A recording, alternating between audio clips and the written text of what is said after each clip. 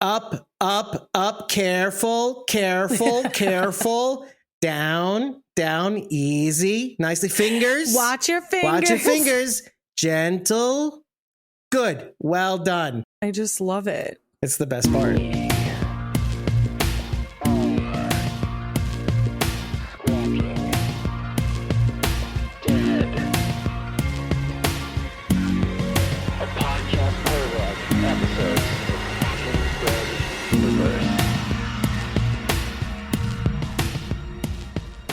We are Squawking Dead, a podcast pulverizing programs beyond the Walking Dead universe. Sometimes we give you news, sometimes we make you laugh, most times we go deep. I'm your host, David Cameo, and I'm joined by... This guy, CosmoMom09. And Bridget. You can find me at youtube.com/@PunkyBrewster. That's PUNKYBRUISETER. And today we're here to talk to you about the Walking Dead Dead Cities Season 2 finale titled If History Were a Conflagration. What does that even mean? Well, thank you. It's a line in the episode. Just to give you a little bit of background, Bridget had only just gotten back from a conference thing over the weekend, before even the weekend started. I think it was a Friday you were on your way. No, I went up on Thursday. On Thursday. Yeah. Furthering my point. And she only just got back late last night, so she only had time to watch the episode sometime today. Actually, literally just finished it before we jumped on. And Rachel herself only watched the episode today. I don't know what her excuse is. I don't know, actually. I'm busy. First of all, Rob Lucchese, thank you for asking us, or me, when we were going live, and he's obviously here on Facebook. And we have a lot to talk about for this episode. A little bit of housekeeping. We got just before, or no, I think during the episode. Okay, let me back up a bit, because somehow, somewhere, I think Deadline basically found an unlisted promo teaser for The Walking Dead Daryl Dixon Season 3 and released the premiere date for it early based on that unreleased video. Oh, that feels illegal. Well, I mean, my guess is that it's common practice for YouTube channels to create playlists for different types of videos. So, for example, if you have clips like promo clips, releases, and stuff like that, or full episodes, you'll put that in a specific playlist. Now, if you somehow release the link to that playlist, well, they'll be able to see the unlisted videos in that playlist if you happen to have the link. It's kind of a thing. So I think that's how they probably found it. So they just used the share link and put it in Deadline, and that's the end of the story. So it happened to be right, Cease actually. and desist, you know what I mean? Somebody screwed up somewhere along the line, and they just kept that playlist. So anyway, Deadline got it. They were right, because on Sunday night, as this episode aired, they released the date for The Walking Dead Daryl Dixon's third season premiere date, which was, Rob will correct me if I'm wrong, but yeah, I think it's September 7th on a Sunday. So that's going to be fun. We're going to have a little summer vacation and come back to this, I guess. Right? Nothing over summer? Well, that's going to be my second bit of housekeeping. It's almost July already. Yeah, well, I mean, it's a long ways. For us, it's amazing, because it's not like episodes upon episodes every single week. You know, like three series we're covering in a week or something to that effect. None of them with screeners.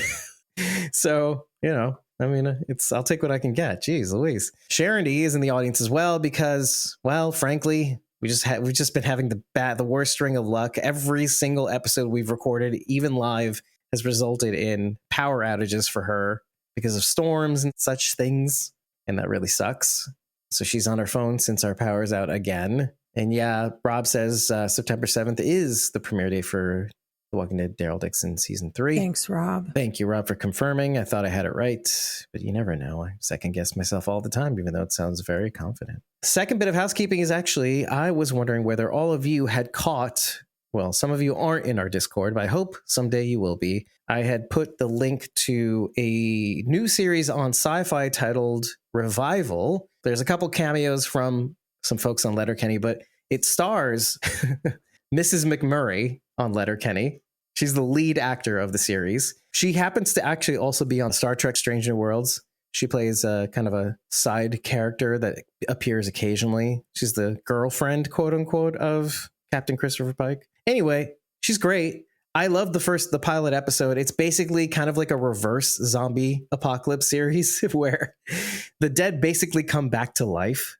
not as the undead, but as themselves. It's basically the dead from a specific period of time, I think 2 weeks prior to the revival date or the revival time. And there's like sort of a intertwined murder mystery genre blending thing to it, where we're trying to solve certain murders that happened in and around that time. There's a twist even at the end of the pilot. And I was actually wondering whether you guys have watched it, one. Two, if you are going to watch it, whether you would like us to cover the series. It's available for free to watch, at least in the US, as far as I know, on syfy.com, which is syfi.com. In full so far. I think the first 2 episodes are up on their website, and I meant to watch the second one, but of course we don't have time for that. Nobody has time for anything anymore. That's True. sad. None of you guys have watched it at all, I have to imagine. I don't pay for sci-fi. You don't have to. It's free to watch on their website, syfi.com. Okay. Yeah. Sorry, I was looking up. I was like, that sounds really familiar, because there was a show that was very similar called Resurrection that was on ABC back in 2014. So I am curious to know your thoughts, audience, on that. And I'm eager. And Heather Jenks. Hey, Heather Jenks. What's up, girl? It's been a long time. She's counting down to the Daryl Dixon. No, premiere. Until Sharon D comes to visit her. Oh, okay. St. Augustine's? Yeah, Florida? Sharon D's going to Yes, Florida. Sharon D would technically be going down on her. And I'm done. Bye, I'm leaving. I have 2 bits of personal news. If you're looking at my face on the YouTubes and other things, I don't have a beard. And sometimes I do that. It's upsetting to everybody. It's like you've already got the stubble in, though. So Yeah, it's been a few days. it's just like it never left us. This lighting makes it look like a neck beard a little bit, though. There's like white hairs here, so it looks like I don't like it. Anyway, the lighting is just not flattering. Rob says that he's really excited for September to December because we get Daryl season 3 and we get Fallout season 2. So it sounds like Fallout. We're going That's to become exciting. very busy. I think Fallout 2, doesn't Fallout season 2, I forget, does it start on Christmas Day? Or Christmas I don't Eve? know, but the problem is all the episodes come out at once. Yeah, that's true. It's like we That's get what it screeners, makes it but hard. not. Yeah. Do you get screeners, but not at all? Except everybody gets screeners, right? It's like, well, we have to democratize the screener, so everybody gets them all at once. Not ahead of time, but everybody gets them all at once. Screw you, Squawking Dead, basically. Oh my God. It's like, anyway, the last bit of personal housekeeping is that I've stopped vaping. Yeah. Which I have to say, Yay. the first few days were the worst because I was swearing at everything and everybody. Sure. And I warned people in advance.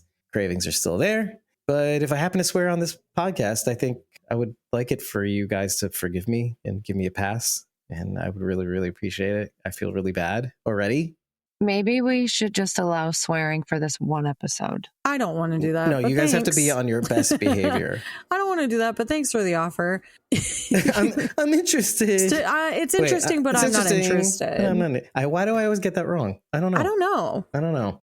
Because you didn't see the scene on Love on the Spectrum. Because it was, it was so good. It was so good. It was sublime. It was perfection. Oh, is that good? Wow. Okay. It was, yeah. Well, here's the thing. I don't have Netflix, so I haven't watched Love on the Spectrum, but I watch all the clips on TikTok because I love it. Wow. I see. I love that we're quoting Milli Vanilli. Should I blame it on the vape? Yeah. Blame it on the vape. Well, then, was it Milli Vanilli though? If they wasn't. Were dubbing. It wasn't actually Milli Vanilli. Right. So let's talk about this episode, and we will start with the title, which I prepped Rachel for, and just being honest, because it's a doozy. It's a doozy. I don't know what that word means, and I didn't want to look it up. So, that's why that's the title. Yeah, if history were a conflagration, is the title of the episode. I thought you were just like throwing that question out. You're like, I'm going to start with this question and use a big giant word that nobody knows and that everyone in the world had to Google after hearing Mr. Pierce say it. Except David, because David knows everything. David actually takes notes. Okay. In these episodes. But did you Google that word or did you know what it means? No, I know what it means. I know what it means. I'm David. I know everything. Okay, Dave, we get it. You're smarter so than everybody smart. else. We get it. I said it very simply. I was like, yes, I do know what it means, but now I want to know what you think what that means. How does that relate to the episode? Smartass. I don't have enough context to know what it means, Dave. I can't use context clues to figure it out. All right, so you want I'll to hear tell the funniest you. thing? You told Okay. me, and I forgot. First of all, okay, it's funnier because before she's like, "Oh, I bet you know the word. I bet you know what this means." So you told me earlier, Yeah. and yet I forgot did. what you just said. I forgot what you to said. me, Like so 30. apparently. That was You're like not making the bar very high for me to 45 climb minutes over. ago. Not even 20. Nope. Try again. No, it was before like I got on. 45 minutes ago. I got on. Okay, let me tell you what conflagration means. Let me give you the context of the whole line. The line is said by Benjamin Pierce on the rooftop with Pepe Elena. Pepe Elena is a stunt actor, acro performer, etc. Incredible. She did Walker work on the show, blah, blah, blah. And she later says, because he's a big old effing pussy, he starts saying, if history were a conflagration, these cannons would be the embers. And she stops him right there. She goes, you're just here because you're a big coward, essentially. And so he's basically saying these cannons because the Barazzi, because the New Babylon Federation were coming to their shores initially, and Negan and everybody else, the Croat, shot them down. And that was, these cannons were the start of the conflagration. The conflagration is a huge, devastating fire. And if history were a conflagration, these cannons would be the initial salvo that started the fire. And what is history if not, we didn't start the fire? I was going to say, it sounds like it was always what are we burning. talking about? like an about elaborate that? way of going to Billy Joel Yeah. singing we didn't start the fire of history, basically. I thought Bridget would find that interesting. If history were a conflagration, she says Negan killing Glenn would have been the spark. And that's kind of what we were getting to. But Rachel, in terms of that, probably dovetailing on what Sharon D just said, how does the title relate to this episode? Is Benjamin Pierce right, first of all? I would say from his perspective, that makes sense. I can see why he thinks that. And since he's the one writing the history books, that's how it will go down. But I don't personally think those cannons were the start of, I don't know, whatever we're calling what happened after that, because the catalyst happened way before that. The whole reason they were coming to the island in the first place was for the methane. So to me, I feel like the creation of the methane is what got everything all started. And then who created the methane? Why? I mean, you could keep going back. That is a never-ending trail of, well, if this didn't happen, then this wouldn't have happened. But then if this didn't happen, this never would have happened. And if no one was ever just born, solved the riddle then yeah, of we didn't start the fire. exactly. It was always burning since the world, was turning. So it's just a matter of who puts it out. Doesn't matter I who guess. started it. Matters who puts it out. Rob Lucchese says, imagine the episode ended with Billy Joel playing us out. Charity said, though truthfully, the attack on the substation would really be the embers. She's talking about the Savior satellite station. She's talking about the satellite station. There was a reason they did that. Yes, there was. And it goes back even further than that, because this roots to the Croat and Negan. The reason that Negan even ends up on that freaking island is because of the Croat. Yep. And the Croat is before any of our context or time with Negan. So it goes back further than we even know or could understand, because then we don't know what happened to the Croat before that, truthfully, 100%. Mm-hmm. And did it start with his mom leaving him? Or you could just go further and further back, but that's the whole point, is that that's how history always is. You can always root it back to something else to say, that's the point of it, I would argue. Well, yeah, and you could even go, let's just even go with, well, then you could say it was the zombie apocalypse. But really, was it though? Negan cheating on Lucille with Janice beforehand, then forcing himself to take care of her before or sort of during the apocalypse, and then throughout as long as he could. There's that. And then that tragedy carries over into what he does in the apocalypse. But he's only one piece. But he's quite the piece, though. He's only one piece of this puzzle, though, because if you're talking about the Croat, we don't know his entire timeline. We also don't know the Dama's entire timeline. There's too many people at play here.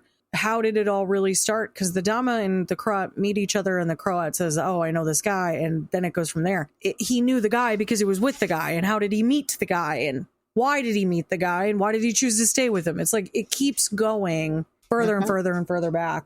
And you can't pinpoint the start. That's the point. Yeah, and we're all responsible for now, despite our histories, despite where things started or how things started. Yeah. We're responsible for our now. Well, yeah, because otherwise you could be like, well, I would never have murdered someone had I never been born. So really, that's on my mom and dad. Like, that's stupid.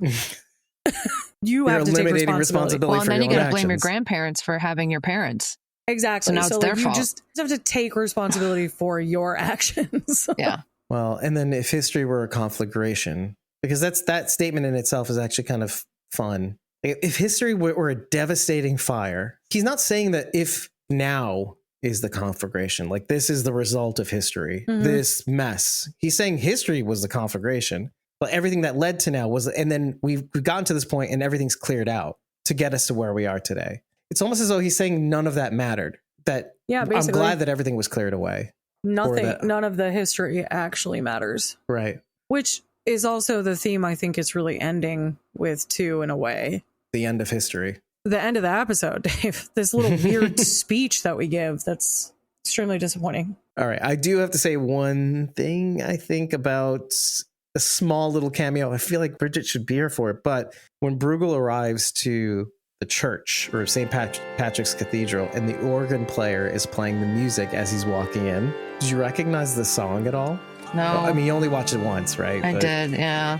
Nothing came to mind immediately? No. Okay. So it's like ding, ding, ding, ding. It sounds like Bon Jovi's Always. Okay. I do love that song. I do love that song. Yeah. It sounds exactly like that. And like, what is that if not I'd be there for you always, even though it might hurt me or I might be injured and whatever. And, you know, obviously didn't make it to Negan didn't make it to Ginny. He sent Annie and Joshua away. There's a bunch, like Maggie is meant to kill Negan, doesn't do it, comes back to Herschel. He goes, I guess it wasn't always there for you. So I thought that was kind of funny. Also playing the song as though it was some sort of organ church piece, but it really isn't. Maybe it was. Did your captions tell you what song it was? No, it just said organ music. Oh, okay. Maybe it wasn't actually a song then. It was just like hitting keys. Technically, it's like a 1 1/4. So, I mean, it could be organ music, like in the style of organ music, but it just feels like it matches Bon Jovi pretty well. When you hear it again, just sing the lyrics. You think I'm going to watch this again? I watched it 3 times, though, I got to say. So since we had so much time between the time it aired and the time we came on to actually record this. I did not. Yeah, you just like watch it now. That was Why enough. is that, though? You just had zero time? Zero time. Sharon says, that's what I love about history, seeing how all the puzzle pieces fit together to get us to the present. We've talked about that, too. Like how, if Alicia didn't do this, then that wouldn't have happened. And we wouldn't have, like in Fear the Walking Dead or something to that effect. Yeah. Rob Stuff and Things says, one of the coolest deaths in TWD, though, about Bruegel. And Sharon says, legit. Bruegel's history was a conflagration. That's pretty funny. Tess says, it was interesting seeing the past situations and so emotional, having to relive so many moments. And then no matter how hard they try to kill each other, they have to work together to survive. I 100% agree, because there's many parts of the fandom that also, when they look at this series, because it's tough. It's like the kitsch about it is putting the two most unlikely to cooperate people together to make them cooperate. And that's great, because we want people to kind of forgive each other. We want people to work together who wouldn't work together. It's part of our nature. You can only watch people destroy each other for so long before you're like, okay, do something interesting. Not now, kiss, Charity. No. Then, of course, there's tension. There's history. If history were a conflagration. And even we start to hear of Pearlie Armstrong's history, too. Like how, by the way, that was the first thing I thought of when I watched this episode. When we get to the end and we find out that Ginny passes, they couldn't save her. Even the ventilator couldn't save her, the intubation. I kept thinking about what Pearlie said in the first episode. We could bring back things like medicine. Was the first thing, medicine, technology, lighting, heating, cooling. That's all I could think of.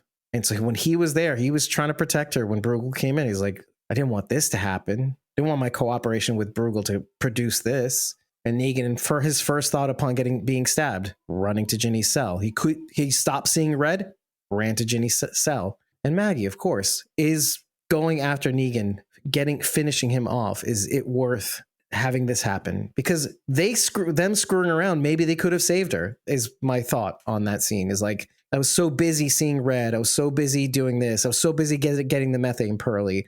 Maggie, I was so busy getting Negan that we were screwing around. We didn't check on Ginny.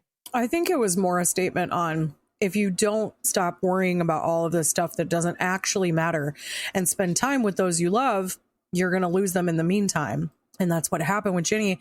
It's also what's happening with Annie and Joshua, is he's so worried about all this other stuff that he's telling them to go away, and he's losing that valuable time with them because they could be dead tomorrow because now you live in the apocalypse. So what Bruegel says is so accurate. We got so complacent, let's say in the past. We said, hey, screw it, chaos. Let's bring the zombie apocalypse around. Let's bring the ultimate chaos into fruition. We got bored, so we wanted to cause hell. And here we got it. And Bruegel's happy as a pig in poop, but everybody else is kind of like a tragedy porn.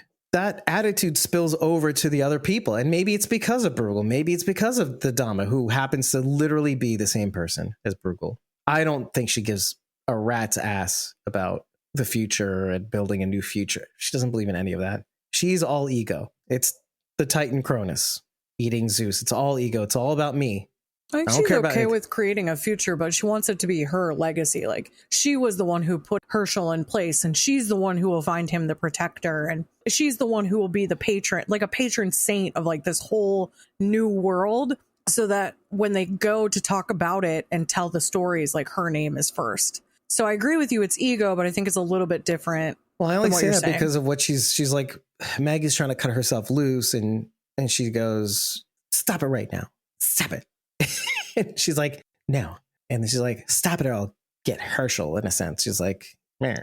And I'm thinking to myself, it's not about Herschel. And then the way she disappears and reappears from certain scenes, like when things get too hot. I mean, isn't it all about her ego? She'd be willing to sacrifice Herschel. She even says, I'm using Herschel. I don't need him. I'd like him. Well, she'll find somebody else to do the same thing.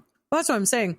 Or another excuse, too, is what I'm thinking. Oh, it doesn't have to be building a new future, as long as I could put my stamp on it, whatever. She just wants a legacy. Her legacy is lost. Yeah. To the fact that the world changed. Now her legacy is lost. Nobody knows who she is. Yeah. She was the critic and she lost all of that. So it's just a desperate clamor to regain the reign of being something.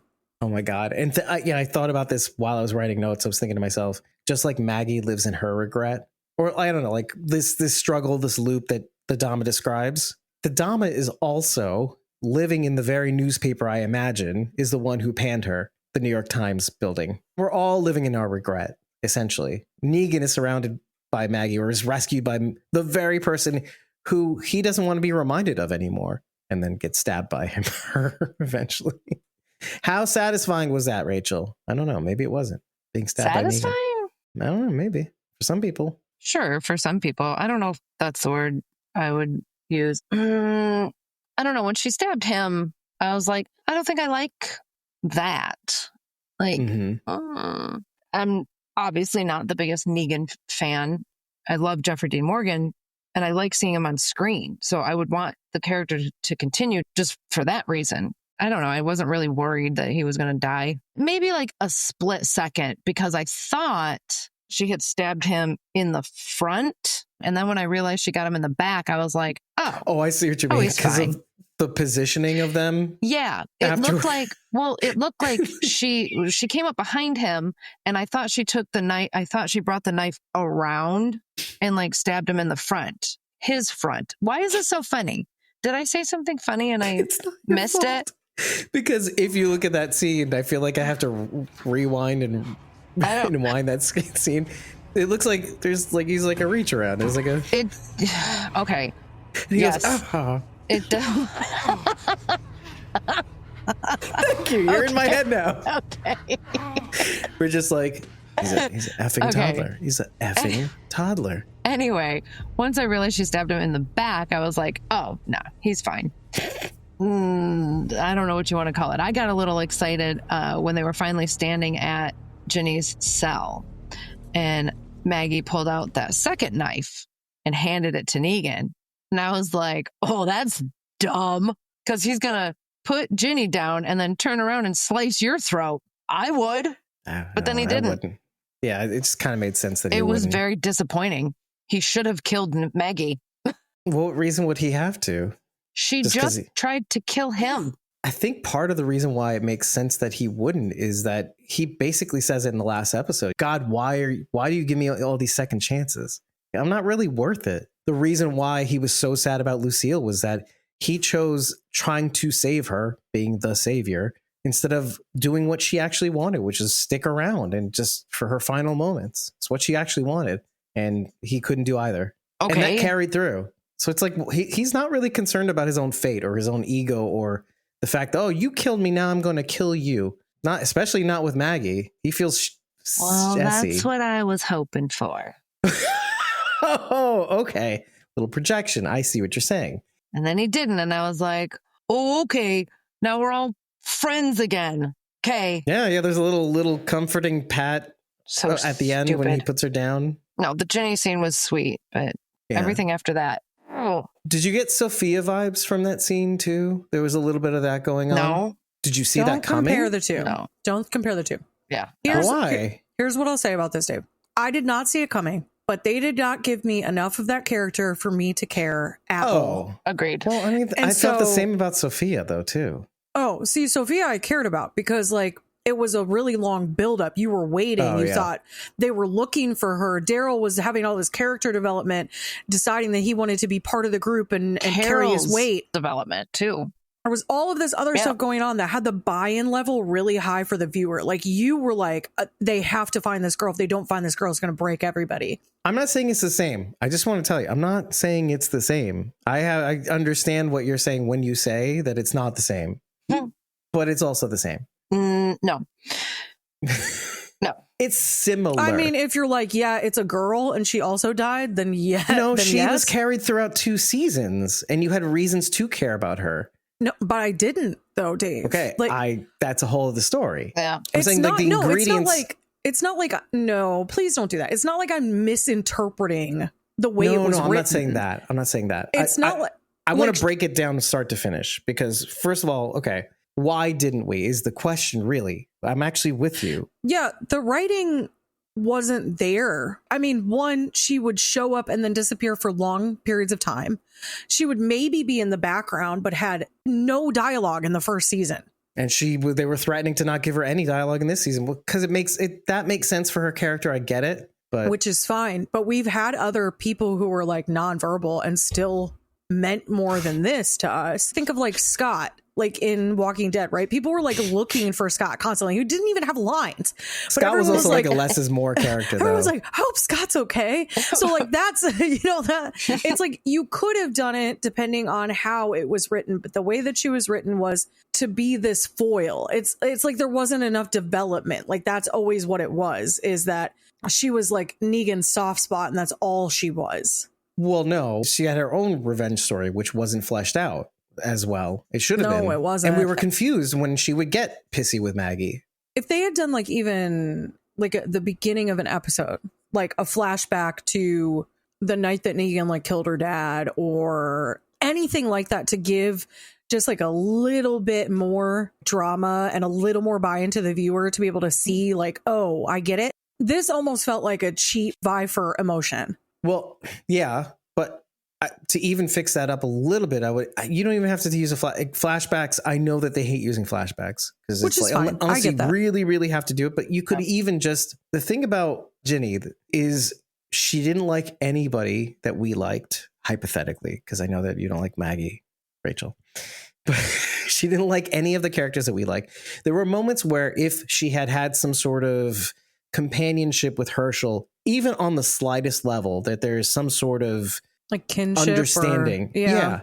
Then we could attach ourselves a little bit more. But the fact that she didn't like any of our characters and almost only one of our characters liked her, which is Maggie. She was like, I like you. You're okay. You seem to be able to, you didn't do anything wrong. You're in a bad situation. You're an orphan. Negan cared for you. And then you found out he killed your dad. And that must be hard. And you hated her for it for some reason, Ginny. You hated Maggie for that. Well, I don't know why. That part is upsetting. And so all that's going on, spanning quite a few episodes too, is this attitude towards Maggie that still I don't understand, by the way. I don't really get it either, because it's like, it almost seems like you hate others, you hate yourself. Well, it's almost like, is she mad because you got Negan taken by the Croat, or are you mad because now you don't have the opportunity for revenge because he got taken? Neither are super strong. Because, well, she's the last of her family. I understand that, but from the viewpoint that we are given, one, this should have been a giant reveal. It wasn't. It was like, oh yeah, okay, that makes sense. He killed your dad. Like, they mentioned it too early or something. Like, had they waited till the very last episode of the first season, maybe it would have been more impactful. Maybe they did. It still didn't hit then. They did. Yeah, but there you go. It didn't. Well, it was like they had just finished killing the Rat King and they went topside. I think this is how it went down. Okay. Maggie came topside, and there was like fireworks going off or some crazy stuff like that. And happened to kill your dad. Negan couldn't lie to her is basically the end of that story. It would have made more sense had he not been the good guy in that situation. Like, he's trying to be honest with her. He's coming clean about something when he doesn't have to. Well, and Negan doesn't lie either. Yeah, and really. So it's like, you could have done this where like Negan avoided telling her or avoided a conversation about it, and Maggie was the one that told her, and then I could see her being mad at Maggie because Maggie's the one who told her, and why didn't she tell her sooner? It could have made a little more sense that way. It's just, you could even excuse all of that if not for the fact that she hated everybody and everybody kind of hated her except for Maggie. It made her not likable, so that when I did feel it when that hand and that sound in my ears as she's a walker, and then all these three people who protected her. Yeah. I didn't feel like, oh, that sucks. I felt like, oh my God. I was like, I said this out loud, like, oh my God. And that's a double-sided coin, because on the one hand, yeah, that does suck. That is sad. But on the other hand, I'm kind of like articulating what you said just earlier. Oh my God, why would you do this? Well, my other thought was, you can have two thoughts.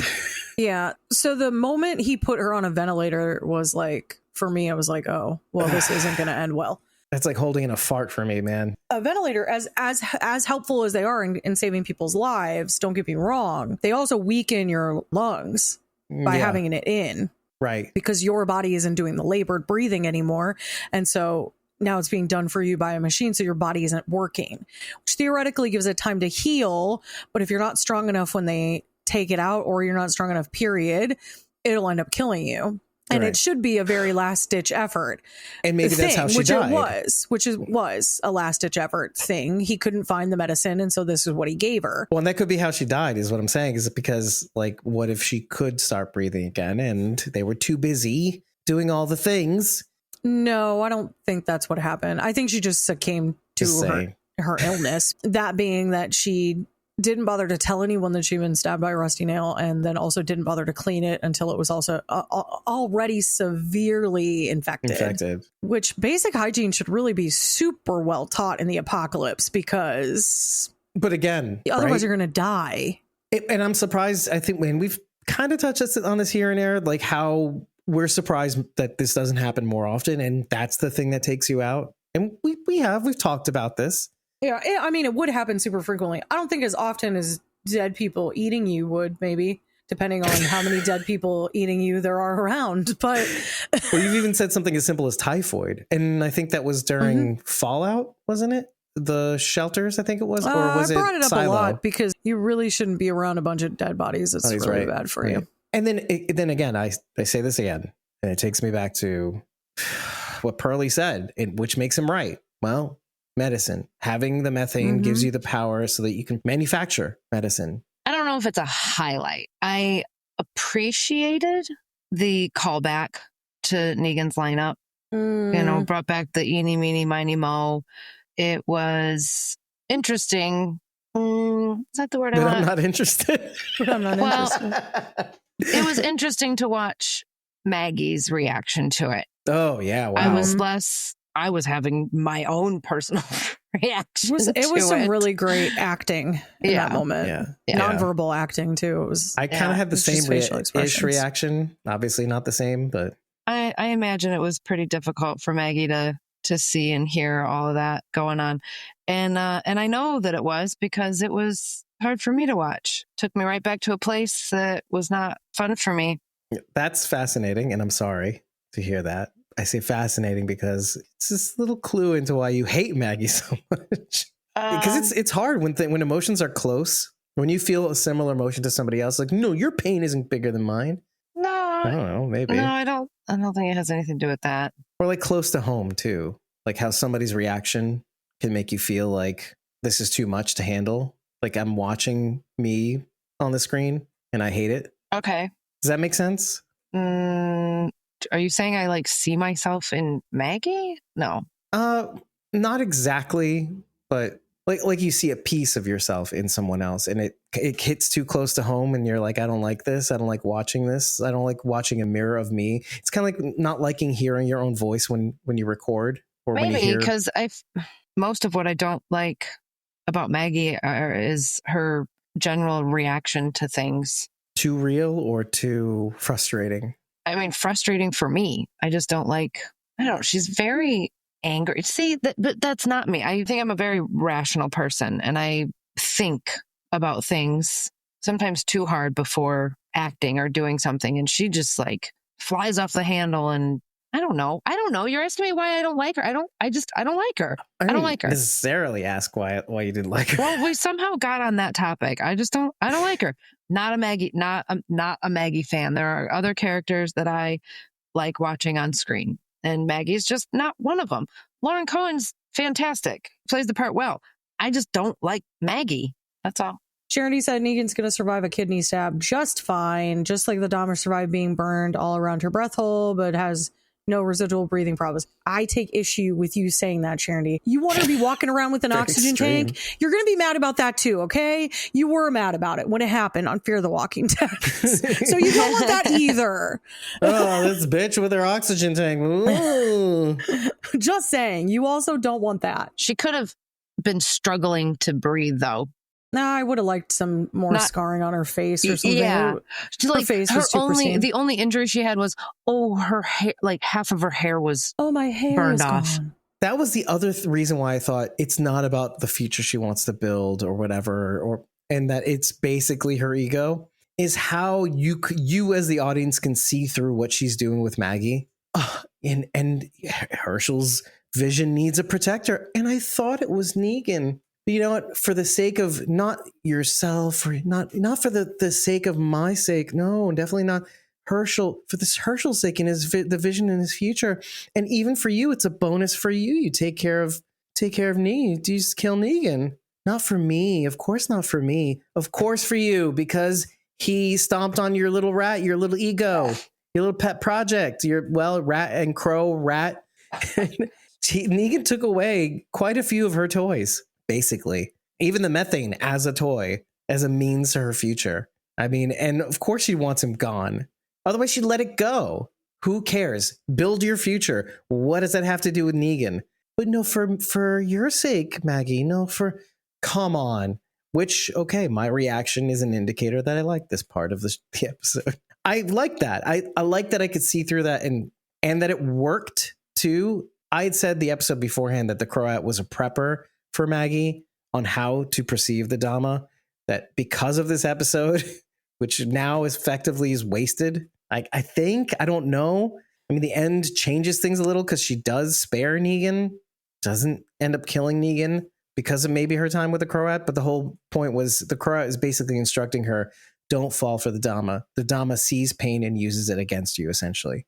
And it worked-ish, basically all the way through. Except near the end where it counted. She held the bat over her head, about to pound Negan's brains out. And they all saw the Ginny. And it was sad for them. Rachel, are you turning into a pumpkin? I think so. Do you want to leave us with something? Well, I really wanted to commiserate about the ending with Bridget.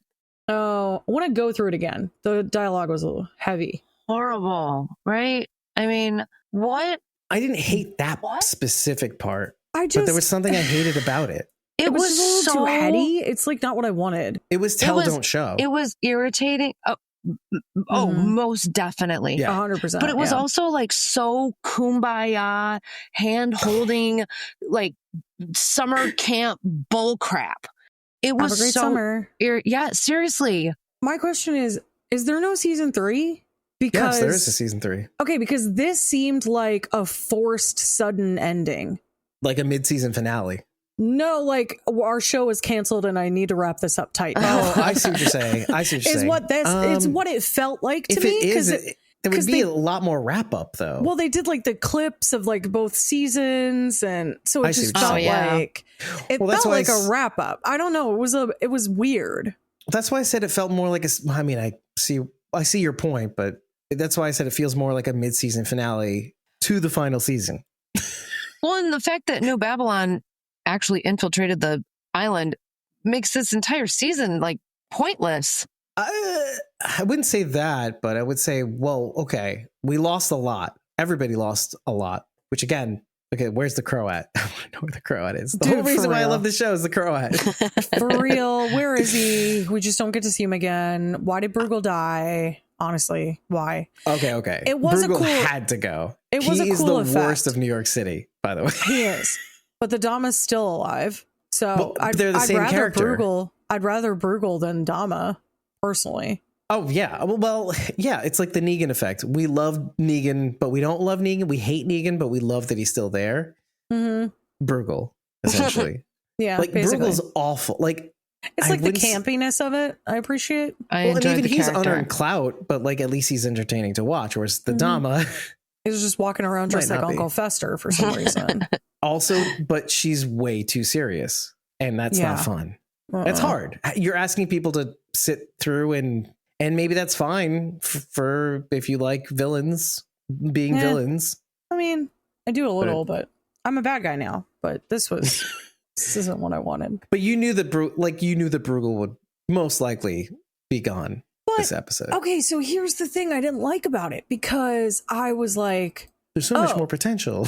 Oh, no. Because we have the scene where like excellent trickery on Negan's part. Loved that, honestly. If we're talking about a bright spot of the episode, the fact that there's the red herring with the food being poisoned because he's told that story this season. Yeah. So you're like, it's totally poisoned. And then it's not. And there's walkers under those giant tables, which was incredible. Also kind of unbelievable, but I didn't care because I loved it so much. And also the pews are covered in some sort of accelerant.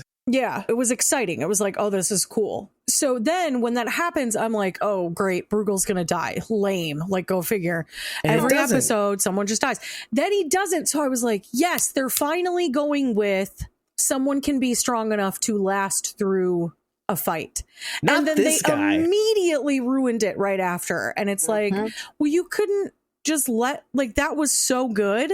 It would have been so much better for him to survive. And I don't care. Kill him off in the first episode of season 3. But let him live for a little bit. Otherwise, it's like, oh, everyone that comes up against Negan is going to die. They'll never win.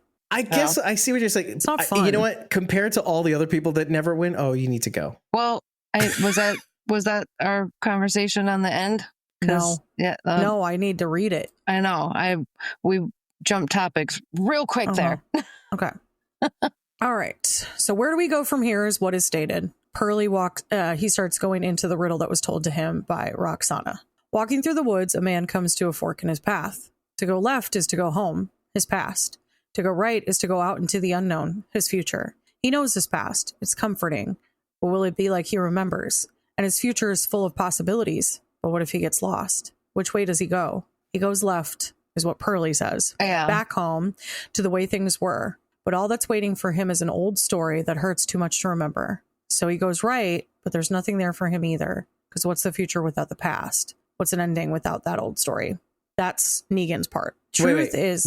Let's stop here. Let's take a break. Okay, what do you think of that so far? That seems reasonable, right? There's there's the riddle, right? Where you're left wondering, do you go... left or right? Do you go, past or future? Do you go back home or do you look towards the future? Do you want more of the same or do you want to blaze a new trail? Which is fine.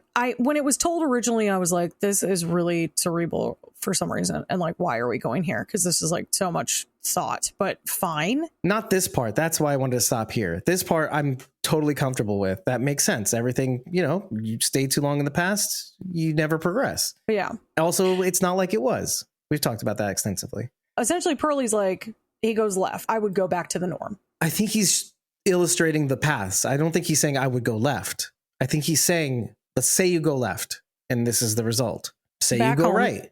to the way things were. Right. And then Negan cuts in with, but all that's waiting for him is an old story that hurts too much to remember, which is clearly a reference to the fact that he's had a really brutal past. And then also it's to illustrate that Maggie has also had a really horrible past. Like her story really truly is too hard to remember. It like hurts too much. All to three think of them. about it. Negan is literally bringing his past back, replicated the lineup with Bruegel and Pearlie. Yeah. Like he is bringing that back. It's the same old story. Literally the same old story. Well, season 1, Pearlie Armstrong goes back to the past as well, about his brother and That's how true. the apocalypse literally erased it until he was confronted with it again on Dead City. Yeah. And he was forced to confront it. And that was the very thing that maybe started his evolution into thinking about, well, this whole apocalypse is bigger than just New Babylon. This is a hell, and hell with other people means confronting your past and seeing who you are as a result. Here we are. But also you can't just jump into the future because Maggie tried doing that. This was the highlight for me, at least this part where she says something to the effect of, Well, hold on. I haven't gotten there yet. You told me to pause. Sorry. It was right here. So the other part we haven't gotten to is, so he goes right, but there's nothing there for him either. So like the future doesn't have anything either, because what is the future if you don't have the past to have formed who you are and formed your perspective on things? What's an ending without that old story? And then it goes to Maggie. The truth is there is only one way forward, one way to move on. We got to work through what was to get to what will be. It's a path that's hard and rough, all uphill. We keep thinking we'll never make it. Sometimes we see where we're headed. We catch a glimpse of the mountaintop. It's so beautiful. It takes our breath away. But then we lose our footing. We tumble backwards, right back to the bottom, so that it feels like we'll never get up again. But we do. We help each other up. And the path becomes much clearer now. We move on together and we get there. To me, this was saying like all three of us are going together to forge a new path. Like that's what this seems like. Like we're together. We are going to work through the pains of our past, because now Maggie has officially lost every single person she's ever loved. Because we have the same story, basically. We all have the same story. Negan has lost every single person he has loved also. Now, some of it is he forced it. Like he made it happen. He made bad decisions. But also on top of that, he literally just sent his wife and son away. And he did it again. Yeah. Mm-hmm. And then Pearlie has lost everything because like, what? You have Negan now. Can you go back to New Babylon knowing what they do to the communities that they take over? Can you go back knowing that there are people in power or zealots? Like, can you go back knowing any of what you know now? Can you go back after revisiting your past with your brother and pretending that never happened? Well, and now coming back to your life now. He was okay with that after season 1, but he was all in. He like swallowed seeds, though. He like took the, well, that's true, Dave. It planted a seed. Yeah. When you see that in the beginning of this season, sort of a little bit like. Yeah. And I'm okay. I'm okay with the, like, we're forging forward together. I'm okay with that part. That part isn't even interesting to me. That last part, like, obviously they're going to join together and figure this out together. I'm just like, okay, well, to do the same thing over and over point again, now? stupid. Like, what is the point now? Like, are we still trying to get Herschel? Is this still a thing? The getting Herschel back, or so there's a couple of things. Like, first of all, the first thing that is said or is mentioned in response to this is, okay, there's the methane, there's New Babylon. What do we do after this? Do we do anything about this? Is that what we do now? Whatever we do it together. So there's that. Do you see Benjamin Pierce near the methane too? As New Babylon comes in? Yeah. I could see this being like, and now we're going to try to take down New Babylon. Not because they came in and took the methane. That's what I was implying, yeah. But because they're now becoming like an out of control power that does not do the right thing. And so it's like their version of The Ones Who Live. Which, by the way, this is the point I'm going to get to. Let me check in with Rachel first before I get carried away. I think I gotta go to bed. I'm falling asleep. Yeah. If I saw you kind of starting to check out as we were going back and forth. I didn't like the ending. Was it because it left everything like really open-ended? I just thought it was like disgustingly cheesy. So okay, cheesy. I got you. Like biggest eye roll ever. I mean, my eyes were rolling on the floor. To be fair, so hard. I did roll my eyes. Yeah, I didn't have to hit it so hard. No, it was so. Yeah. And then they like literally are like saying it all together, and I'm like, oh. Does this remind me of? It gave me the ick. And speaking of the ick, isn't that what Sharondy was saying about the ones who live? Like, we can do anything. We can do anything. Yeah, just that. Yeah, I could see it at that point. I was we like, can yeah, do anything well, as long as we're together. I and don't know. if that they're one right, I was willing to buy a little bit more because it's like, at least that was true love. Like, what is this? You know what I mean? Like, this is just something completely different. Thruple. Excuse me. It's valid. Okay, on that note, good night, you guys. It did feel like it could have just been, if no it had been, thrupling. like, they could have like high-fived at the end and like it froze. Oh, And, right. Like a triple Toyota commercial. high-five. Yeah. Like sure. a group jump From the high 80s. And five. it froze there. Yeah. And then, I love what you do for me in bed. and no, it, like they all high five, it freezes. And then it's like, we didn't start the fire. And then it plays Billy that Joel. would have been way better. And that's the end of the episode. Best ending. Always. You missed the part where I said they played Bon Jovi on the organ. Because Bon Jovi's always. Yeah. Bridget. Is that, I wasn't even paying attention to it. It's not in the captions, but I had written it down like, that is always by Bon Jovi. David thinks that's what they're playing. Now I'm going to have to go back and listen to at least just that scene. I hope it was Thank Bon you. Jovi. You said you expect me to listen to that. Like, now she's going to listen I'll to skip that. forward to I that hope scene. It is Bon Jovi. I want it so to be too. New Jersey's own Bon Jovi. Jeez Louise. Oh my gosh. All right. Good night, you guys. All right, Rachel. Night. Love you. Good Love you night. Sleep too. well. Don't let the bed bugs always. Oh my God, bye. Bye. Your bed bugs are Bon Jovi. I'm leaving too. Oh no. Basically, Sharondy and Rob have a little exchange about the fact that like just a scratch took out Ginny. Now, I get what you're saying. It was I understand. Pretty rough scratch. I understand the sentiment, but Maggie's knife was cleaner, I would argue, than a rusty outside post that may or may not have had Walker guts on it. Did you see the still image that I captured of what actually went into her? And it was like a nail thing, right? it was a big nail from a park bench. Yeah. Which first of all, rusty over 17 years. Outside, exposed to the elements.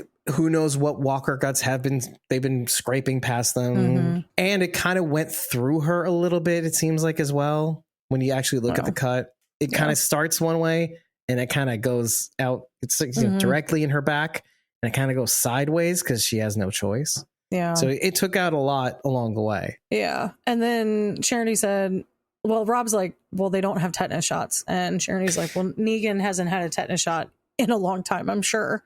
He has rabies. Negan has rabies. Now he's going to also get tetanus and die probably. Oh, well. Tess had mentioned the love-hate respect between Maggie and Negan is always shifting.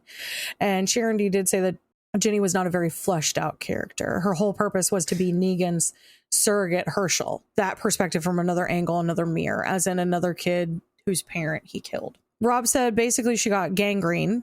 And then Tess said Ginny had multiple times in which she lied, saying that she wasn't injured, hiding it when that could have been prevented. So she was just hiding what she secretly wanted was to be free. And I wish that Tess hadn't left. Oh, that's such a great insight. It was so good. And I read it when she wrote it. And I was like, I want to come back to that. I wish Dave would stop talking. Dave kept going. So I'm so sorry, Tess. If you're watching this later, I apologize. But I really love that because, okay, so what she secretly wants to be free. She wants to be free of the feeling She's a goth hate. Kid, basically. She doesn't want to hate him anymore. She doesn't want to hold on to the anger that her dad is dead. She doesn't want any of it. And I thought that was just very beautifully put, Tess. So thank you for that, because it gave me a little more perspective on this. Because sometimes I come in hot after watching these episodes and I'm like, this wasn't good and I don't like this and I don't like what I'm seeing. And I'm like, I'm unhappy about it. I'm glad she's dead is what you were thinking, right? When you guys, no, it wasn't to that degree. It wasn't to that degree. You know, I don't really feel that way ever. No, you know, I know. I'm always like, you're a little softy in the end. Yeah, I am. But I am appreciative of people giving me a different perspective because it does sometimes change the way that I feel about some things. And so I'm really appreciative of that perspective. Do you mind if I take that one step further? I hate myself for ever loving this man who killed my father. Of course, yeah. I want the love that I had for him to stop or him to stop, which is basically the drama that gets repeated throughout everybody. Yeah. Mostly Maggie. Rob, in effect, said it best, which was, I forgave Negan, but I can't forgive myself for forgiving Negan because that makes me feel bad. Where does that leave my love for Glenn or what I had with Glenn? Which I actually had time to think about a little bit further. And it's kind of like, I don't think it's about that at all. It's literally how inconsistent we are as people, is that we say we forgive people But then when it comes to actually committing to it and actually doing the forgetting or moving on, that's the essential bit of it, is the ability to move on is a whole separate matter. That's the thing. So this is something I've been working on with the kids at school, because like we're really quick to model for children that like saying I forgive you is just like an immediate response to someone making you upset. Because that's what we do. We want to avoid conflict. So as people were just like, it's okay, I forgive you. If they could even come up to muster saying they were sorry in the first place to you. Oftentimes we're like, yep, don't want to deal with the conflict. It's fine. I forgive you. But what I tell them is that if you are going to forgive someone, then you can't bring it up again. Because if you're really forgiving them, then you're letting it go and we're not talking about it anymore. I'm not saying you have to forget it, but because it can inform decisions you make in the future. You know, like if your friend is mean to you 100 times, then maybe don't play with them anymore. But being able to truly forgive is like, it's not a skill that's like innate in us. We harbor resentment towards people. We hold grudges. We can't let things go. And so forgiving doesn't mean I said I forgive you, so it's over now, but I'm really going to harbor a bunch of resentment towards you this whole time.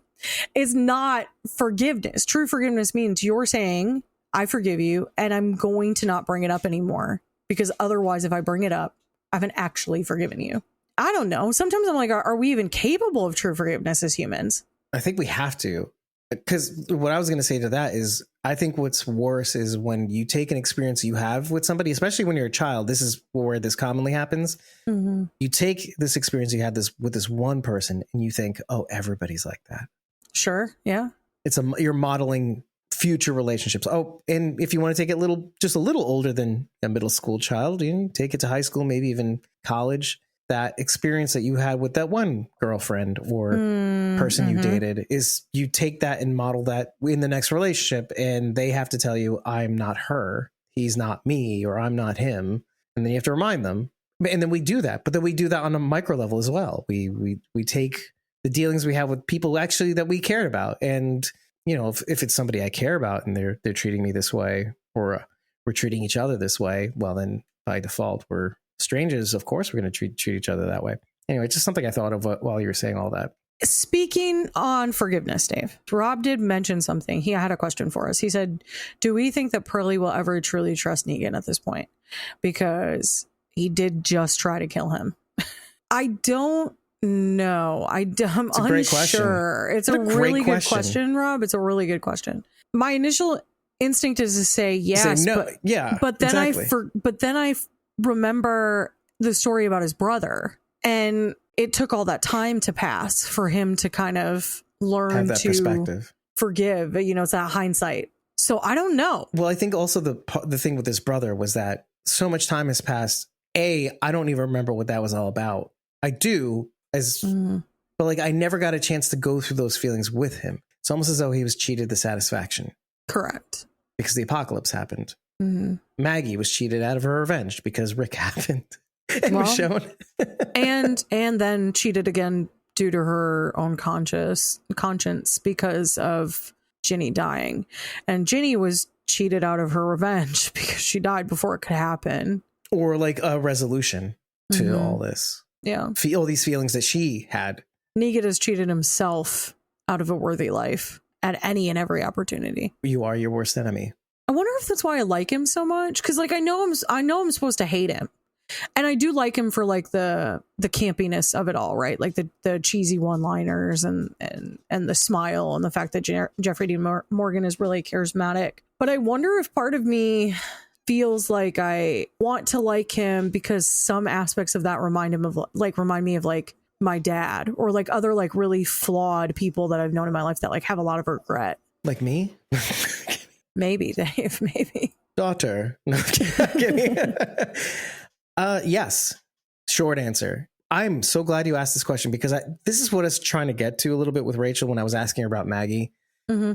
Is that sometimes when you see yourself, let's say, in others, and you see how they're acting to themselves and the things that they do or things that happen to them, you're like, ew, that reminds me too much of me. Don't like it. Hating others, but I hate myself. But then you see Negan and it's like, but he does it in style. There's something that's not pathetic about it. It makes me sad when people hate Maggie so much because we've talked about this before. I've talked about the endless. But you suffering. do feel a little bit of that though. The endless suffering. I get frustrated with how angry she gets so quickly. She just has so many knee-jerk reactions. But Dave, do you know why I hate that? Because you hate that is me. Hate yourself. That's me. That is me. That's what I'm saying. Yeah. Like truly, that is me. I have a horrible temper. I often have a really knee-jerk reaction to things, and it's not small. It's always big and over the top when I have it. I mean, I'm talking like I'm punching walls and I'm throwing my phone. I'm like flipping tables. Well, your moment was the whole thing with Glenn and the whole eggs on the hat and the things like that's how she's always been, Dave. That's how she's always been. She's been consistent. She's got this like stank on her. And anyway, my thing was okay, you take that seasons ahead in the future to season 9. What is Maggie doing? And this is a bit of growth. She is breaking a wild horse. You know, you see that scene and it says a lot about her. It shows that she's grown a little bit. She can lead now. She has a temperament for leadership, but she's still like, hey, you know, Fungul on the F the saviors. Who cares about them? Yeah. Because, you know, screw them. I'm not going to sacrifice even the possibility of my hilltop community falling just because the saviors can't hack it themselves. That's not how this works. They shouldn't have to even suffer quality of life, even the slightest. They should have the comfortable life because we've made it out here at the expense of people who just can't do it. I'm sorry. So there's still that Maggie. Yeah. Anyway, so she's consistent at the very least. She is. And I would, like I said, she's always been that way. It's never not been that way. Well, it's like you said, there's also Arrested Development too. Yes, there is. And I have to say, like, I also think that some of those qualities that we find abrasive qualify you for leadership. Sociopathy or whatnot. You know, it's that ability to kind of like compartmentalize and say, well, I can't save everyone. I can save my people, or I can save, you know what I mean? Like, it's just the ability to compartmentalize. Yeah. Yes, she's very pragmatic. And on top of that, it's like she is able to make hard choices because what hasn't been hard for her for so many years. Like, it's just everything's been hard for her. It's all except been, when it been comes like to herself. Yes, truly. But often isn't that the case? Well, wait, who are we talking about now? Oh, I just mean with anyone. I was talking about, okay, I thought we were talking about you for a hot sec. Oh, well, like, no, this is very applicable to me. But like, this isn't the Bridget show, so it's okay. Sharon D laughed a lot at the fact that I said you would not have liked an oxygen tank for the Dama. And then she said, I hated the ending of it. It was so awful. The ending was like Morgan over narrating the ending of one of the season 8 episodes of Fear the Walking Dead. Fair point. But Rob said, I loved the ending and I can't wait for season 3. Rob, it's like you are the spirit of the show. You are. I love your this optimism. show. And that's the whole reason why we started podcasting is Rob. Just to get to this point. If this hadn't happened, that wouldn't happen. Bridget came on the show and now we're here with Rob. So if history were a conflagration, it would me. I can't even say it. It's, okay. It's too far I don't know back where this in is history. going. So I did roll my eyes at the end of the episode. I did think it was a little bit cheesy. I do stand by my statement that a freeze frame high five would have only made it a better situation. But because the only way out is through. Yeah. I'm not like, wow, this is the worst thing I've ever watched, because I've watched some really bad stuff in my life. And so this is like, this was fine. This was fine. Did I love it? No. Am I loving the insight you guys are providing me? 100%. Absolutely. Yes. Yeah. That's why we do this. Can I add a little bit? I didn't hate the ending either. I can't actually articulate how I felt. I didn't hate it at all. I did think it was a little ham-handed. That last part was a little ham-handed. See, because this is a visual medium, right? Because if you listen to the words alone, you're like, okay, this is awful. Interspersed with those words were scenes of the people left behind and where things are going. Yeah. And what we have to work through and the people whom we have to do it with, which I liked, which was why I can't say I hated it. I didn't hate it. I mean, these things make sense. It's a visual medium. There's music that started out in the beginning of the episode too, by the way. There's interspersed with a bunch of people, Maggie going back to Negan and Ginny and all that stuff. So that's why I didn't hate it. And I didn't actually, I kind of liked it. Some of the stuff was kind of like, okay, I know where this is going. You don't even have to say it, but you did. That's fine. You did say it. You did say it. Now let's go to what Maggie says. This could have been a much better sub, in my opinion, for that entire bit of dialogue. Let me read what Rob said. Rob just said, okay, sure. Just before, because it's just the sweetest thing. I just love it so much. Rob says, as much as I've always loved all of The Walking Dead, I was passively watching through seasons 10 and 11. Finding you guys in this podcast brought my love for this show back tenfold. Rob, honestly, I'm going to cry maybe a little bit because that's the highest compliment that you could ever pay us, honestly. So I give you all credit for breathing life back into my love for this universe. Rob, stop. I'm really going to cry. Definitely listen to our coverage of seasons 9 through whatever. We came in because we were seeing people hating on it. And from season 8 onward, that's when we started. And we're like, we got to save this. We got to do what we can and make it a love fest. Yeah. And that's the only reason, honestly. Yeah. Charity said, thank you, Rob. It was one of the things I was really thankful about Squawking Dead, because like I found Squawking Dead completely by happenstance. Oh, Heather said she's going to cry. I am so thankful that they weren't so negative, that like when I listened to an episode, it wasn't all misery, because I was listening to other Walking Dead podcasts, and you know the ones. I'm not going to name names, but you know who they are. And all they've done is just lay into later seasons and laid into Fear the Walking Dead. And there's no reprieve too. I just listened to one recently. It was I'm going to say it because nobody cares. Go ahead. But it was John, you know how Johnny Odell had that Talk Dead to Me podcast? And yeah. I think its last episode was the season finale or series finale of The Walking Dead. And it was split into 2 parts. And I think they did a great job, and I highly recommend you listen to it. And they had Alexis Scambati, who played Luke's girlfriend, who was, I can't remember who it was. That's fine. You know, Luke Abrams, who died also. So interspersed with that interview, and they did a great job. In fact, like if they had done coverage like that throughout their entire podcast, I would have been like, yeah, this is great. This is kind of the level of like, yeah, I'm going to miss the show, and maybe we'll say good things about it. Yeah. Like they started off like saying bad things, and like I think as they went, they were like, "Oh, wait a second, give us a highlight of your career, Johnny." And like, yeah, which is to say, isn't that what we all want when we're nearing the end? Don't we want to say all the things that we appreciate about a thing? Which is kind of like why I started this thing, which is kind of like, I actually love this thing, and let me tell you how much I love this thing. Mm-hmm. Let's go to show and tell, baby. Charity said it was Jules, and she's right. Jules, that's right. That's right, Jules. She had a last name too, and I don't remember it off the top of my head.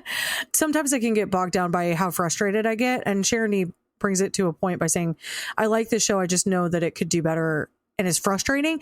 It's the same reason that I was upset by season 8 of Fear the Walking Dead. It's not because I didn't like it. It's not because I didn't want to cover it. It's not because I didn't enjoy the characters.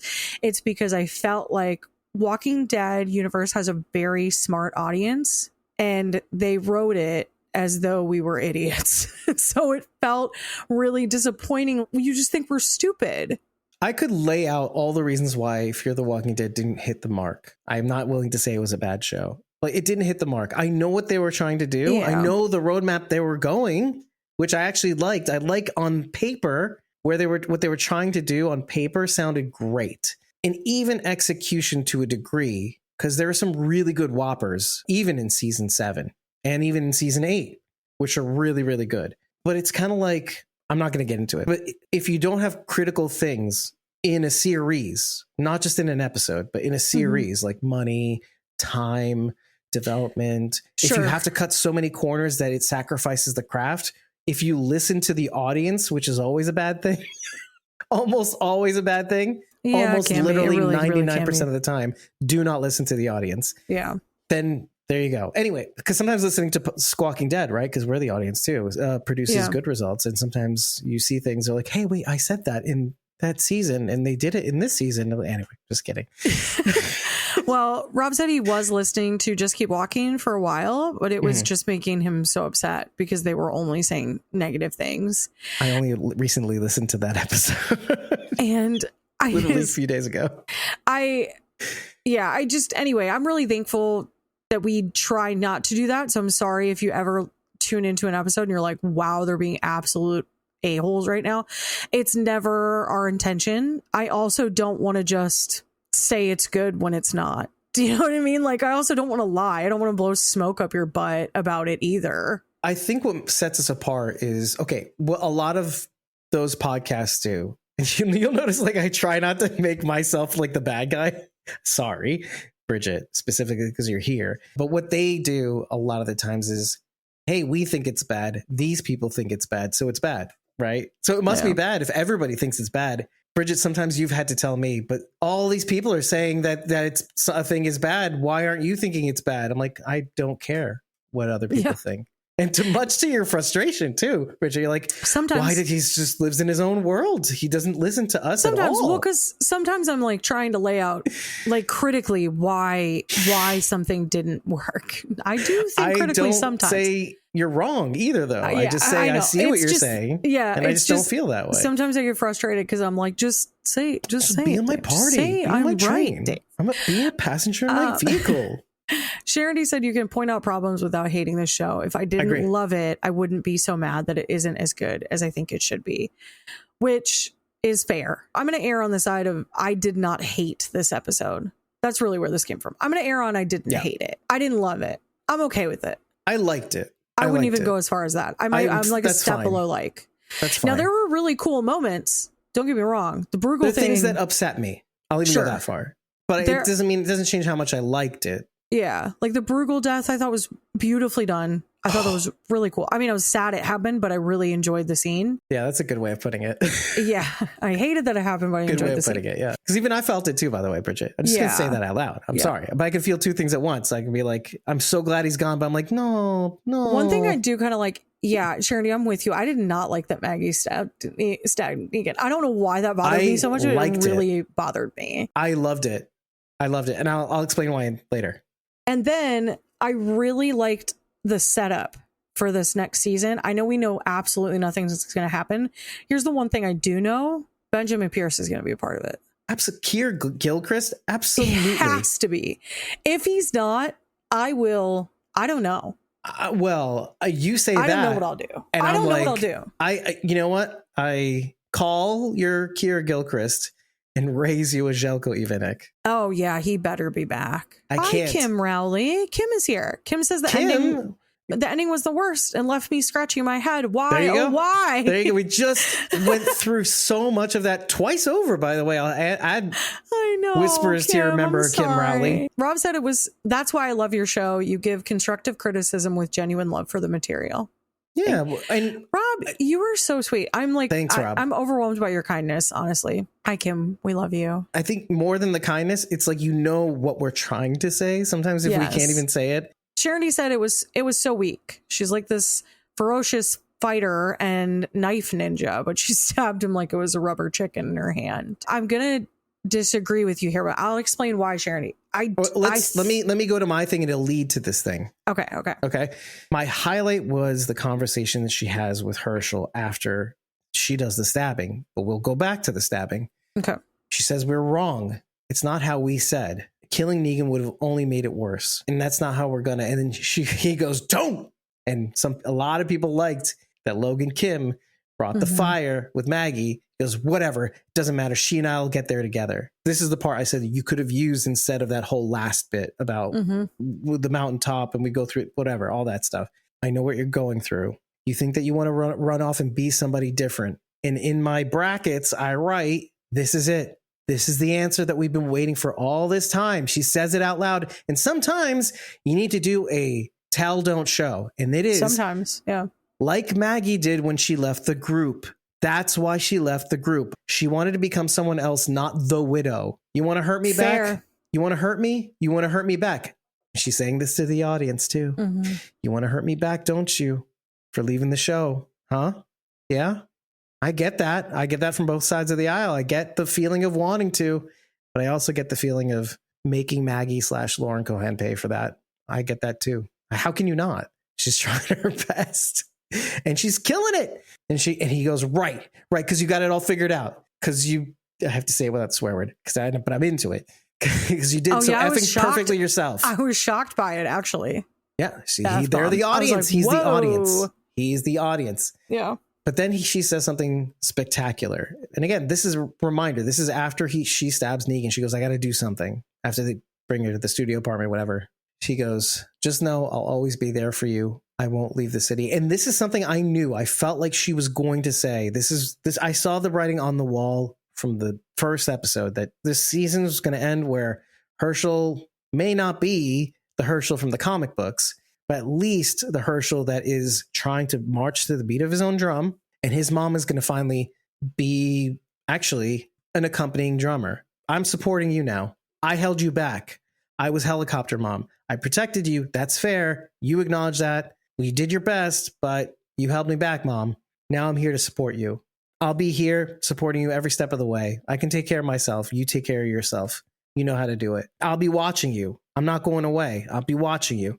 I knew that was going to happen. That could have been a much better replacement for the dialogue at the end. I know that they have to do it. It's very cinematic. They flip back and forth between these characters that we love, except for the Croat.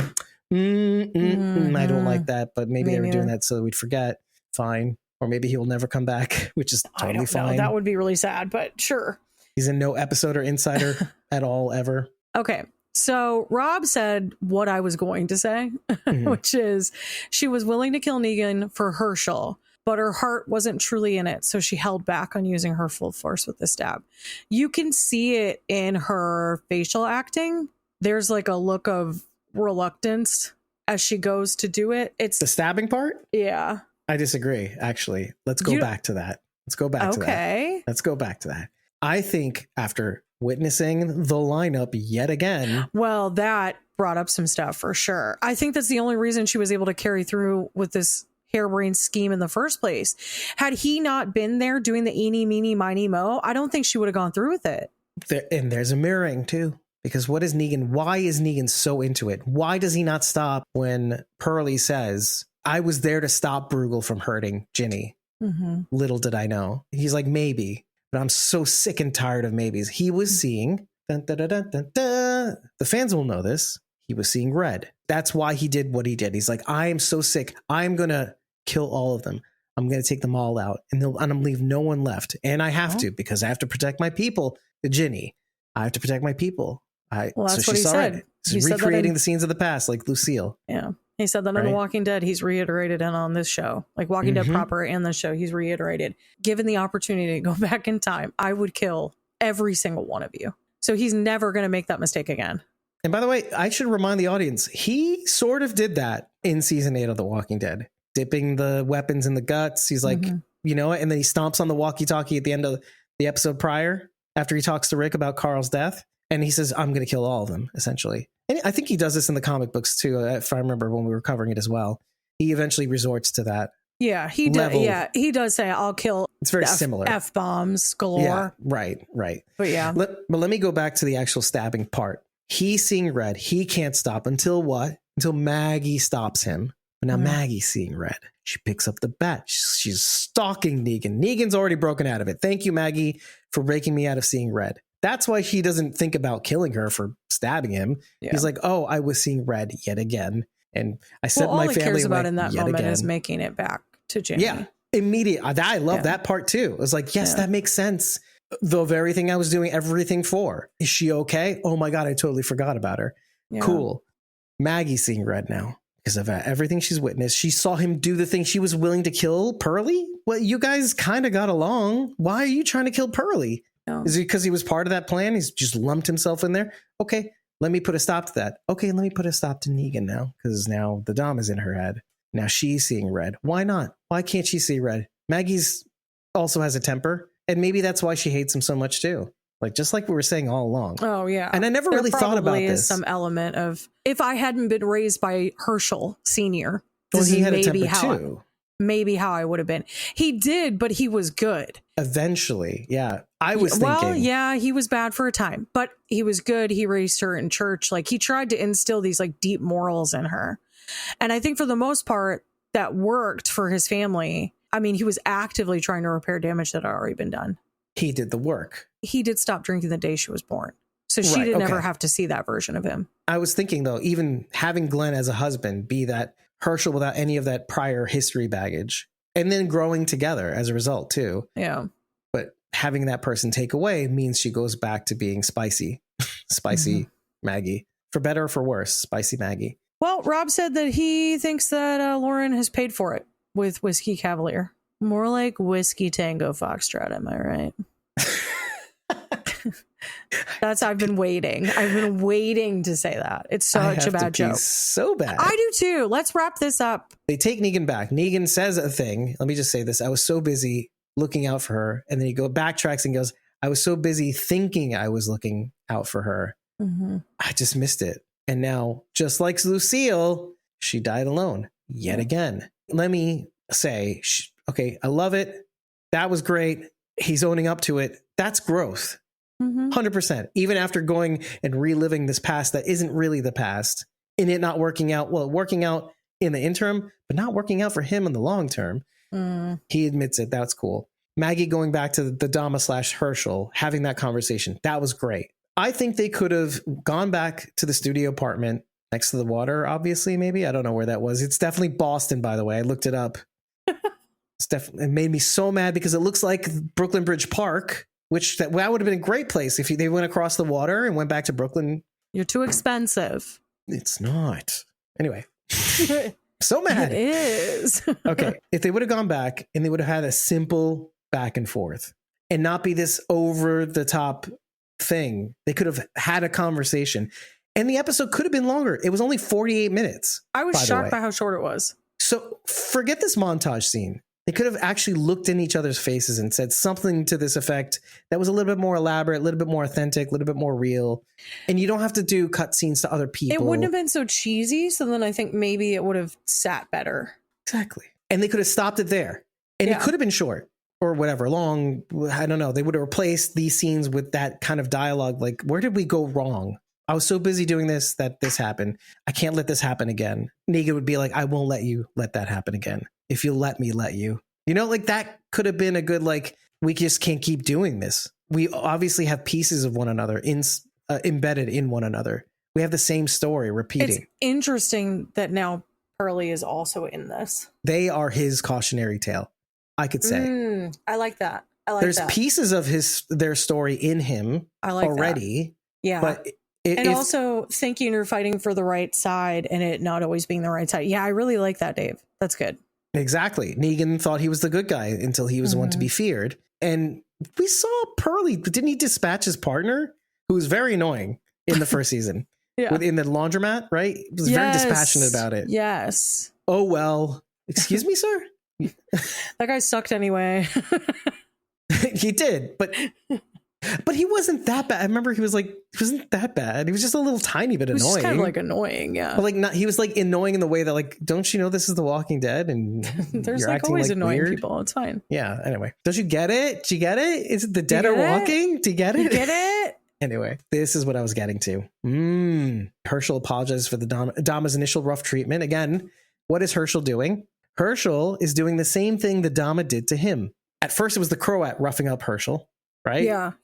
Right? Beating him up a little bit. There's a little knife play. He's the second one to come in. He's the Dama in the scenario with Maggie. He's brainwashing Maggie, and it works. Barf. It's so the gross. perfect scenario. It's so gross, and I hate it. He learns from the best. Good night, Rob. Thank you. Gotta put the baby to bed. Dude, you could have disappeared, not said a word. I would have been fine because you said all the nice things. It was really, really sweet. Thanks, Rob. Seriously. Give a little extra peck on the head for me.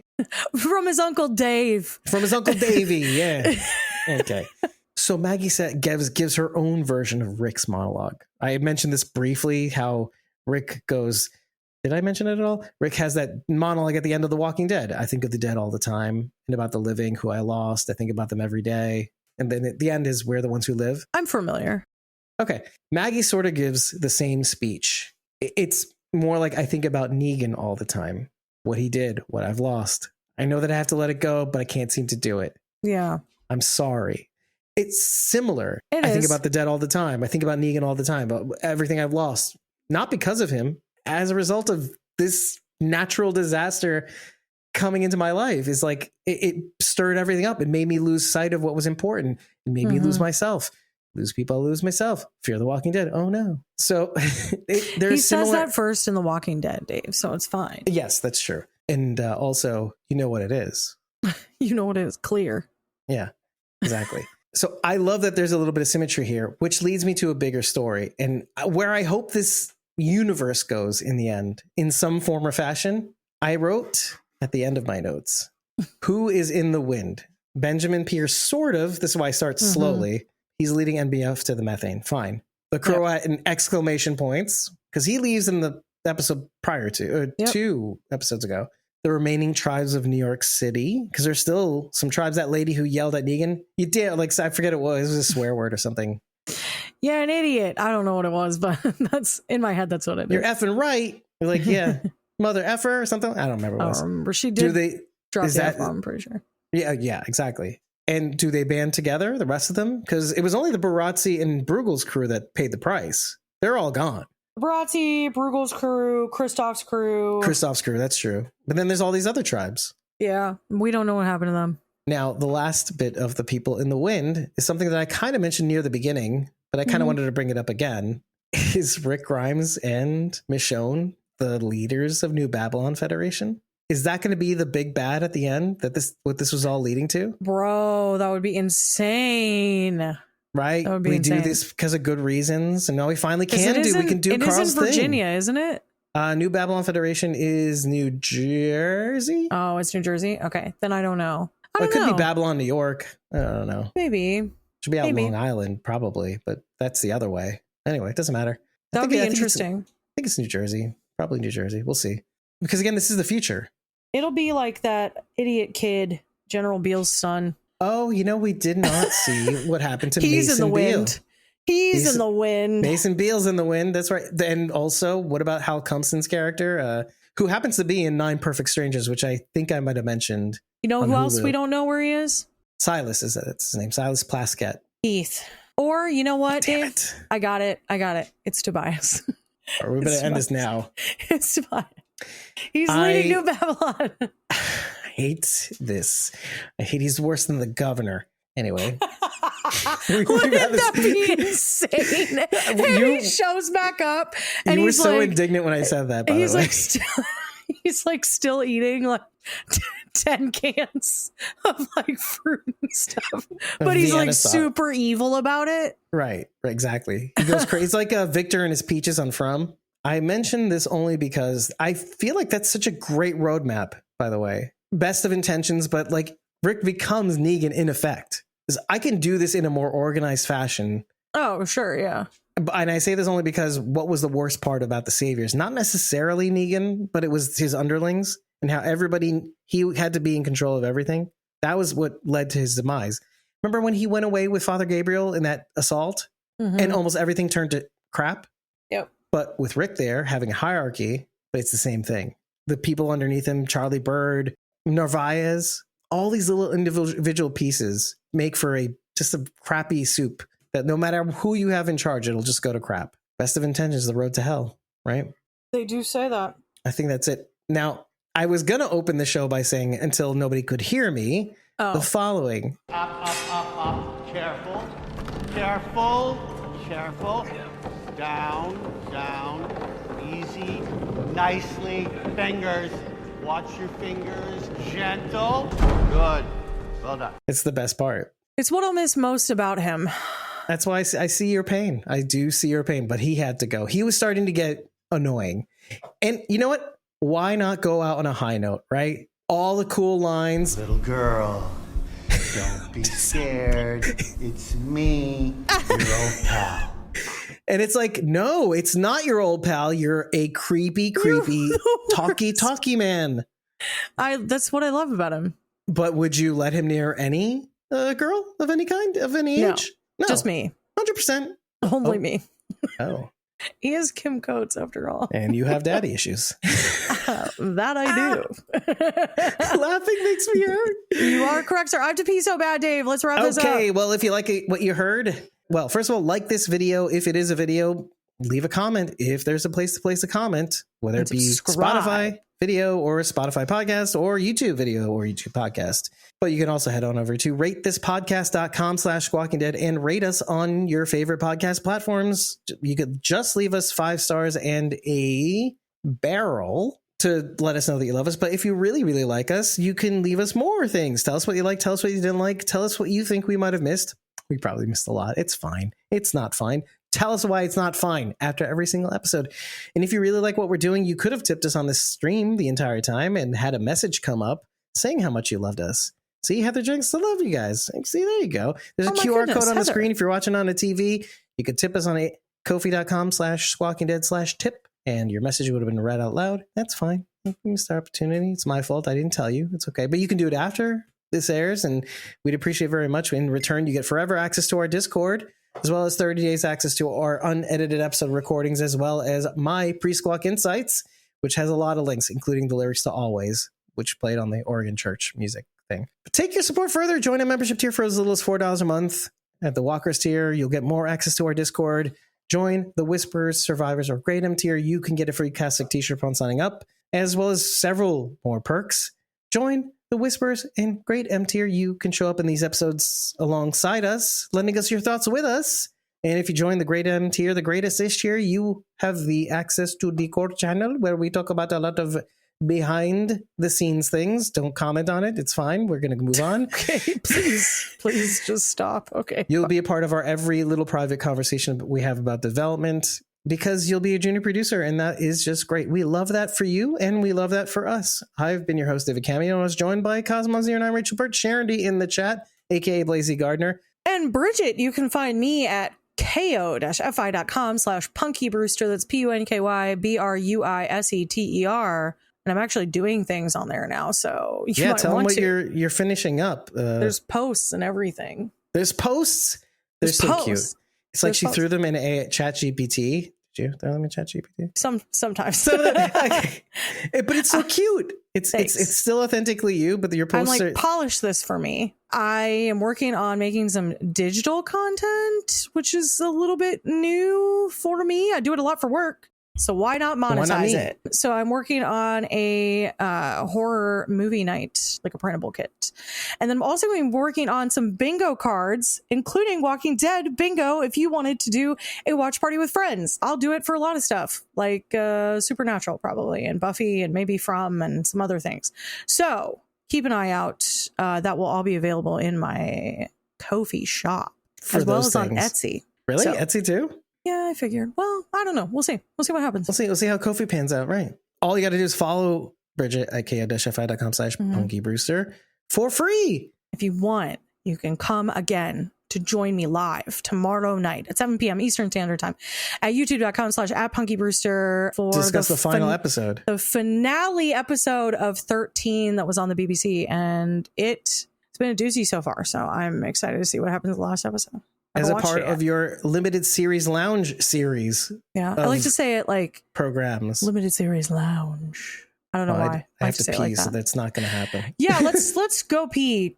Not together, but away from each other, but like at the same time. I go one, you go to the other. Contrary to what you might understand from our conversation, listen, as much as it didn't hit the mark in some ways, this episode, this season 2 finale, it actually does get me psyched. This is why I said it feels like a mid-season finale. It gets me psyched for what's to come, because having a tabula rasa with which to actually do that means you can go anywhere. True. And you can bring in people that you might have forgotten about. And also, now we have to wait until September for more Walking Dead content. So. AKA Walking Dead Daryl Dixon. But don't wait long. Check out Revival on sci-fi.com, syfi.com. All the episodes are available on that website. Check it out. If you think we should do it, let us know in the comments. Let us know anywhere you can let us know, especially on our Discord. I would like to cover it. I think it's a great show. Bridget, I think it's way up your alley. So up your alley. I'll try to watch it this weekend. This will give us enough time to do some other cool things in between then and now, especially with our website, especially with the blog, and especially with our website and merch store.